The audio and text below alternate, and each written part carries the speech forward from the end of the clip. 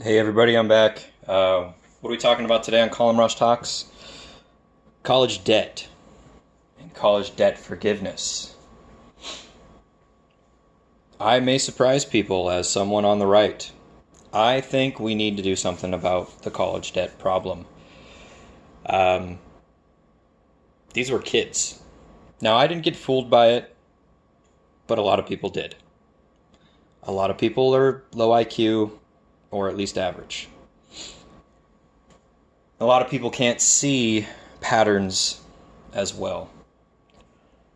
Now,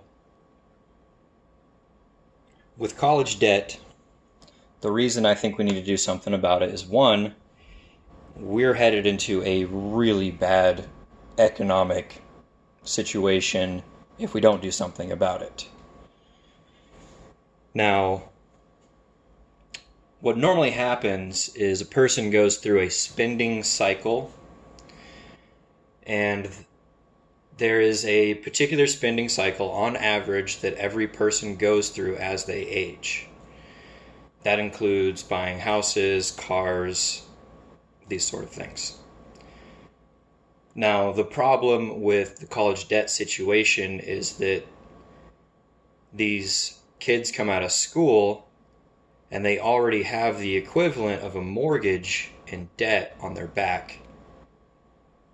And since it's an education, it can't be repossessed, and it's backed by the government, so you can't actually file bankruptcy on it. Now, did the government get us in this problem in the first place? Yes. Yeah, they did. But is it always a bad thing for the government to try and fix something? No, I don't think so. There are some caveats, though. We need these people into the economic spending cycle. They need to enter into that. They need to be able to afford the kind of things that everyone else did as they went through their spending cycle.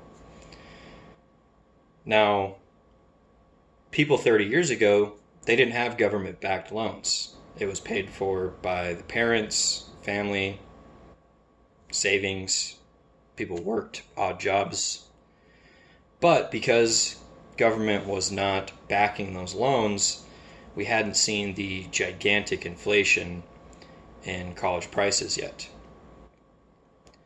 Now, I almost fell for it. I actually did go and start filling out the paperwork to go to college. But I got lucky and talked to a very wealthy man, and he said, look at the people that want to do what, or that are doing what you want to do, and see how they live, and ask yourself, is that how you want to live?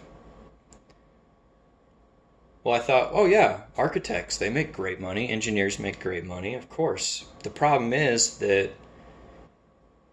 this was just as the internet was allowing people to not have to be in one location for these kind of jobs to be done.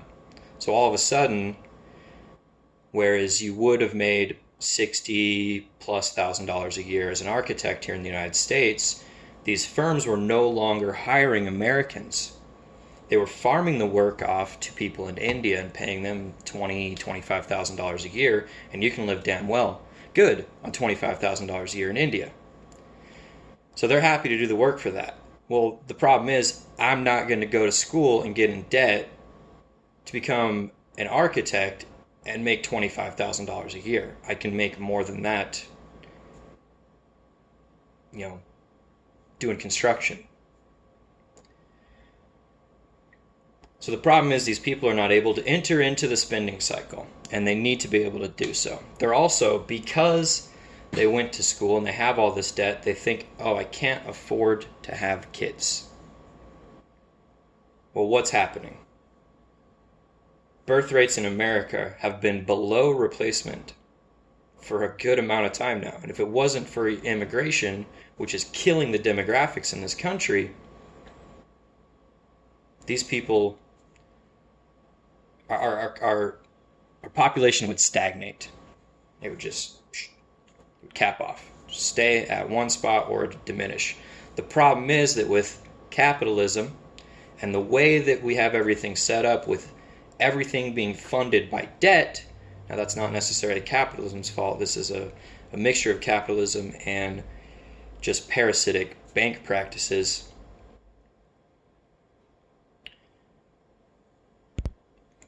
It ends up being a Ponzi scheme where you need more fresh meat into the grinder.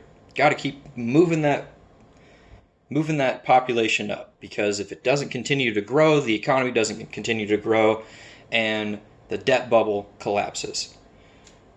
But back to the college thing. The caveat: if we're going to forgive the debt,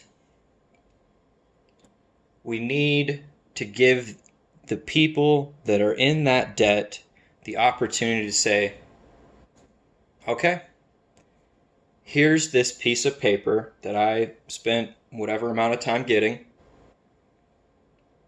and they give back the degree. Now what that does is that takes the people that are not seeing any monetary gain from their degree, and it forgives their debt. But it doesn't forgive the debt of the people that go, you know what? No, I'm actually seeing benefit from my degree. I'm going to hang on to it. Because the people that are seeing monetary benefit from their degree, they don't need a bailout. It's like if we bailed out the banks and it was like, one bank was failing, another bank was doing great, and we said, you know what? You both get money. That makes no sense. So we give these kids the opportunity to turn in their degree and wipe that education from their record, and also wipe that debt from their record.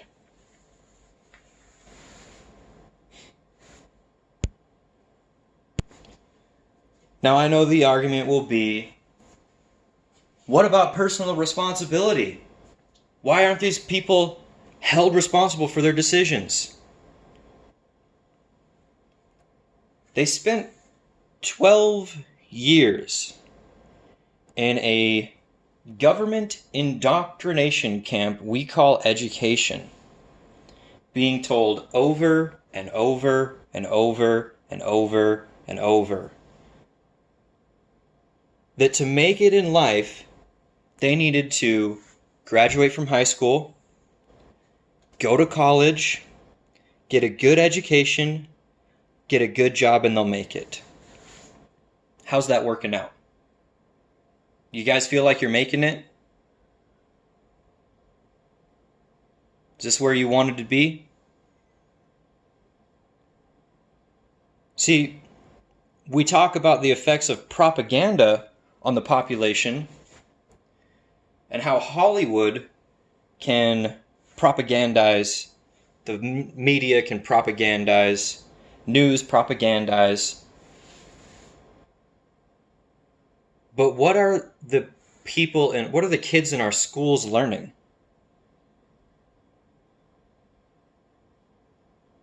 Our education system is still the Prussian model, the First Reich. We took our education model from the Prussians, who later became Germany. It was set up to make worker bees, obedient worker bees. Now, some of us were smart enough to see through it, but not everyone. And once you're an adult, if you screw your life up, that's on you. But an 18-year-old kid who just had 12 years of indoctrination, I don't think we can hold them to the same level of accountability that we can these adults. See, you can't even drink until you're 21. You can't enter into contract until you're above 18. Yet we fill these kids' head with nonsense and tell them they have to go get a good education to get a good job to make it in life. And whereas some did well, some actually went into college and got a degree that made sense. Now here's something I just thought of. College turned into a business, and they went from just being somewhere that taught STEM to somewhere that taught nonsense degrees. Perhaps the colleges that sold these nonsense degrees should eat the cost. I don't know exactly how we do this, but something needs to be done. If you have any ideas, I'd love to hear them. Drop them in the comments below. And I'll see you next time.